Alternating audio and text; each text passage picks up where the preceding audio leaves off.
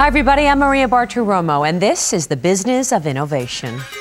Looking at the future is not so easy to do, but it's all there is to do if you want to stay in business. All right, but how can anyone really predict the future when the game is constantly changing? You better know what game you're in. Tonight, we've brought together some luminaries to shed a little light on the Innovation Challenge. The queen of the Playboy empire can't be found between the covers of the magazine. Christy Hefner has been running her father's company for nearly 2 decades. At Procter & Gamble, innovation has become a bit of an obsession, and Larry Houston was the man in charge. Tarquino Telles is trying to revolutionize the gaming industry in his home country, Brazil.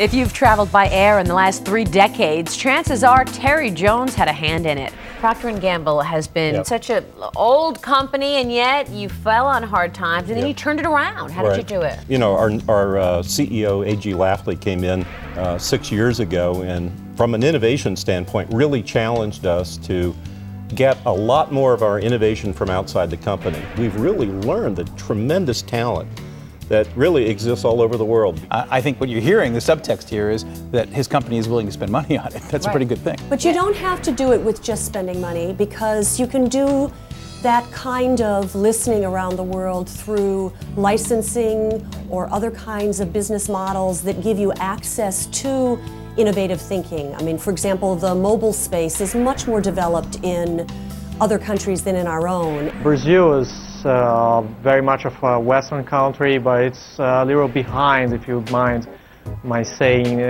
than Europe or the United States. So we have to kind of reinvent many things, and other things we can learn by the mistakes that were made before us. And I was just thinking while we're talking to these folks, imagine if he hooked up with Playboy. What would that mean? You know, would multi-user Playboy games. I don't know what it means. You heard it here first.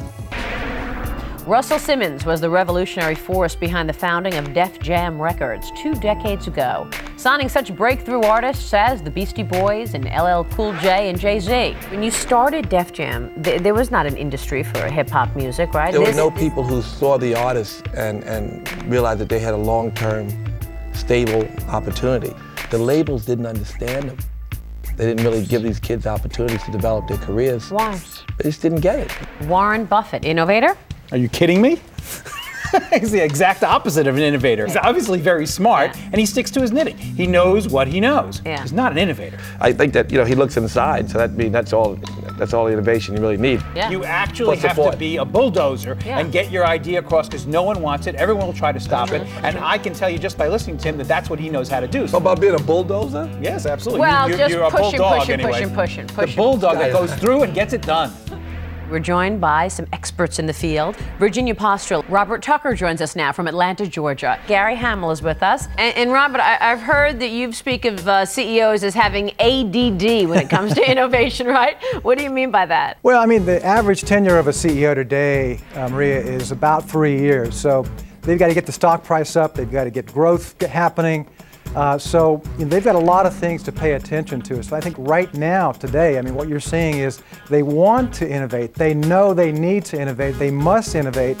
But they have a lot of priorities on their plate that distract them from innovation. There is a gorgeous bottle that Crest Pro Health mouthwash comes in. It looks like a perfume bottle or something. It's beautiful, and in the past, you know, just having a new alcohol-free mouthwash would have been enough for them. And I sure wish we'd stop talking about toothpaste. You know, innovation is a much more interesting subject than toothpaste. The last show we were talking about toothpaste, we're talking about toothpaste bottles. Again. Enough with the toothpaste. Well, they've been innovative with their toothpaste. I guess, but there's more important issues in the world about innovation. Can we talk about Frappuccino?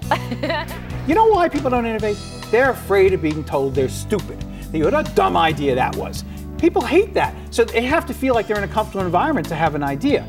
And typically corporations are not comfortable environments for radical, game-changing ideas. Why is change so difficult? Because people think that the way they did things is the way they have to be done.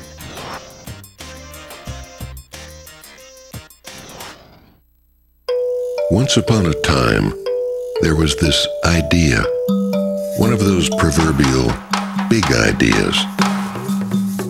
An idea so big that it needed help making the leap between possibility and reality. This big idea? It's your idea.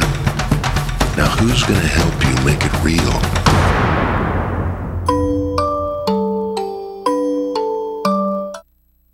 And for more information on our programs, go to innovation.cnbc.com for videos, transcripts, and more.